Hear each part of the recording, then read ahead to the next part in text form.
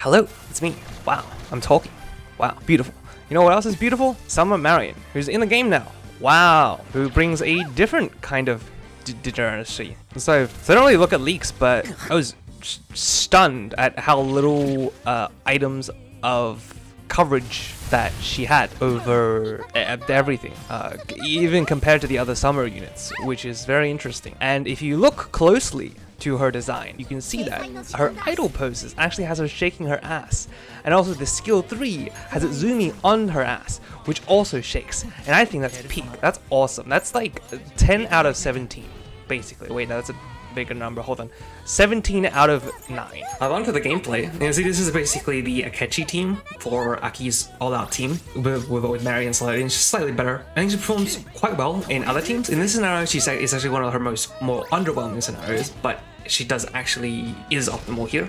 You know, it has to say something about her, where it's like Akechi basically had Miku designed for him, but she still does better, which is, I don't know, is that a good sign? Kind of a good sign. She's like not that much better than Akechi, but like she's probably shouldn't be, but she is, so like she's very strong. So it's like, is this bad power creep? I don't know, who cares? I'm just here to play the game. This is actually the Miku skill orders is one of the simple ones because we need the pierce. We don't need crit rate at all. Later on we're gonna cover it with shock, and right now we're going to revolution. The revolution is good because it will also buff out twins, which do a lot of damage, and it's pretty important for Miku to double that damage. Which is a lot, because you can stack that revolution on top of the Miku skill 3, which gives you, all of the buffs. Of course, that's only if you have, I think the A1 or the A2. I saw the Minami highlight here, which initially I didn't think was such a good idea, but then I realized that the highlight gives a buff to the next item that you use. So having the highlights earlier and being able to sync the highlights to be able to buff multiple items up in a way is actually really effective. Even though the skill 1, in certain situations, the skill 1 on Marian is stronger. But here we want to skill 2 first, and that's for a very important reason, is because we want the skill 1 to last a little bit longer inside of Miku's skill 3. Notably, it gives us better buff uptime for twins.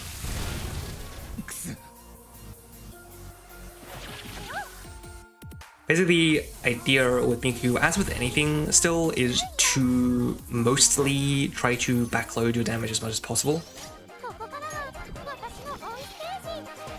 Doing the spring S2 here, opting to miss the skill amp on the last turn from it for, I guess, earlier damage, which does counteract the idea of trying to backload, but it does seem to be better, as maybe I think the skill amp on it is a little bit like, it's maybe not the highest number, so I think, I'm not sure about this one, to be honest. I think that the skill amp that Miku gives herself during the skill 3 is good, but other times it's really awkward to play around because it lasts so short and because it's also kind of a small number, so it's something that I'm really unsure about. Here's what we'll use the first item, because this item, lasting 3 turns with Minami, so if you're not A6, you probably want to wait even one more turn. We'll use the attack item there so that it will last 3 turns, which will perfectly align with Aki's first skill 3. That probably should have been definitely should have been the damage item. I did, do the order wrong, I realized after, but I think it's okay. I'm not going to redo it for, I think one mistake that I noticed. There obviously there are other things I could have done differently, and, things maybe I didn't test or missed, and because it's still kind of day 1. We'll see if any more major things change. For now, I think this is what I found to be pretty good. I wanted to share. The idea here, basically, because Minami's A6 or A4 does allow her highlight to last longer, so there is potential to stack up more highlights before here. However, I opted to, it was performed a lot better when you had multiple Minami highlights to buff her medicine, because after you highlight, you get a small buff to the next medicine that you use, and this time, this way, in this highlight order, you can essentially get 2 items that are buffed with her highlight instead of just 1. I think it's not as good as having just an extra wonder highlight up in there, but it makes the other turns smoother and do more damage because you have now better uptime on the Twins Fire Ice highlight as well. this way you're getting 3 Minami highlights and 2 Twins Fire Iron highlights, both really strong highlights. There's no really other highlights in this team, so having them just being able to use those 2 highlights like over and over is really powerful. We opted to use the highlight item there on Minami first, even though we're not actually going to Theurgy here this turn with Aki. The reason for that is because we want the other items for the later turns. There are only 2 turns we're going to be Theurgying, and that is the following 2 turns. So the highlight medicine there will actually perfectly cover all the turns that Aki Hiko will be Theurgying. The other items will cover the other turns. We want to here try to use an item as often as possible because of the A6. The A6 gives you a final damage amplification for just 1 turn for each turn that you do highlight. If you do use it inside of Miku though, you do get it for an additional turn. So you can see that we do actually miss a turn in the future, but it doesn't actually matter. And definitely one of the biggest reasons why I didn't want to rerun this was because how close every time, or how often you just die. Like even with Minami healing, Aki, like your main target, it's pretty fucking fake, as you can see how low Aki just got. And so a lot of the time you just die because of Twins not, if you can flip the Twin skill order and get more healing across turns, but you will start with a weaker buff and hence have less overall DPS. So it's really annoying to have to do that.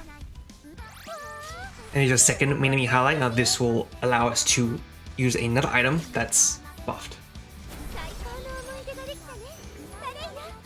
And interestingly, if you look at Akihiko's stats, I am going over it very fast here, but Minami is actually able to split your crit multi and damage multi like really evenly, basically 700-700, which is a really good thing, rather than the lopsided, more like Wind who really steroids your crit multi but doesn't really give you any damage multi.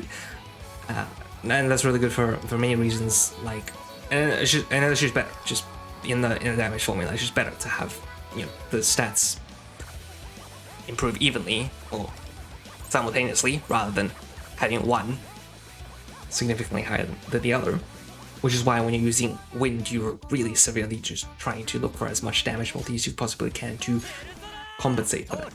That's not to say that A6 Wind actually does have real application that feels better, that is better than Minami currently, actually, notably with Makoto on the other side is actually better. So now using the buff damage item, which now in hindsight should have been reversed because I would like this to have been the attack item, which then would have had this buff lasted longer, again to do with the backloading, because attack Aki does like a lot more than the damage multi, so I would have definitely rather the attack being the one buffed throughout the later portion of the turns, but that's okay. And here is our biggest burst turn. It is actually, and notably with Akechi, we didn't actually burst this turn, we only used 1 S3 on the turn after this.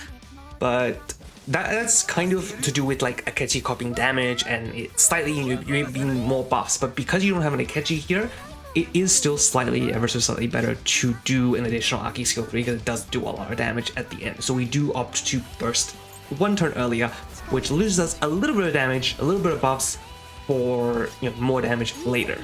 Again, speaking of, I guess this is, I don't know if this is exactly what you would call backloading, but it's more like damage allocation. You're allocating your damage in different areas to accumulate into like the biggest DPS. That's how I think of formulating like a rotation, especially with Miku, especially while in the long rotations, you're basically putting different sections of rotation pieces together into one thing.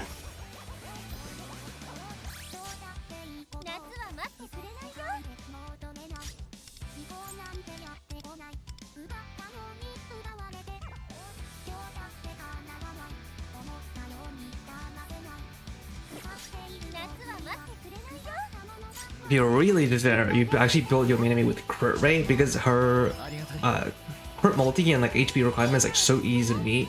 She does you did a good amount of damage there. If you can max that out, that's like a good amount of damage. Relevant because Miku can double it. And so if you're really degenerate and you really want to go for that max score, that's kind of all you want to do, and that's...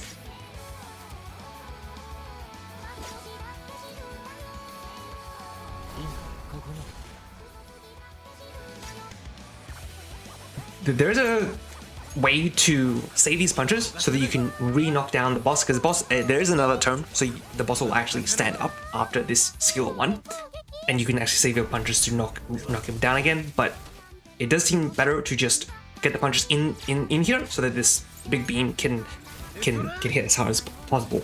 However, to be noted that if you don't have the A6 Miku, that basically essentially doubles your damage inside the skill 3, then you would actually want to probably save those punches so that you can knock down this boss again.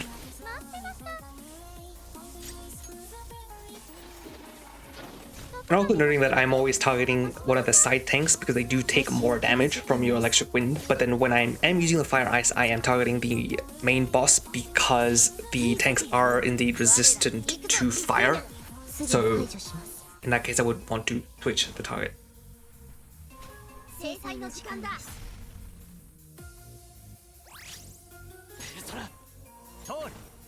Kind of really awkward, right? Because you have to reapply the sonic interference here, even though Diva's already on the enemy.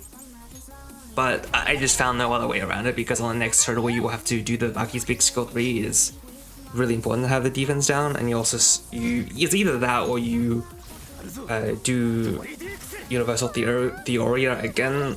You want both buffs for the last turn anyways. I think the order you do them doesn't really matter. I don't believe it. So anyways, I can't think of a reason why it would matter whichever way you do it.